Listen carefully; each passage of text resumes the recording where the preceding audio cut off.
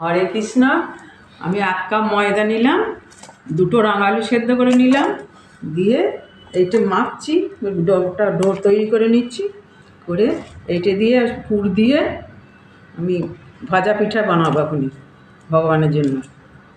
তাই পিঠা বানাতে বানাতে যতটা সময় লাগে ততক্ষণ একটু ভগবানের কথা বলছি বা গল্প বলছি। একবার রাধারানী, একবার একটা ময়ূর, এই জন্য বলো। আমি পিঠের লেচি তৈরি করেছি, এবার পুর ভরছি, এইবার তেলে ভাজবো, দিয়ে ভগবানকে নিবেদন করবো। কিছু বলো। হরে কৃষ্ণ। হরে কৃষ্ণ।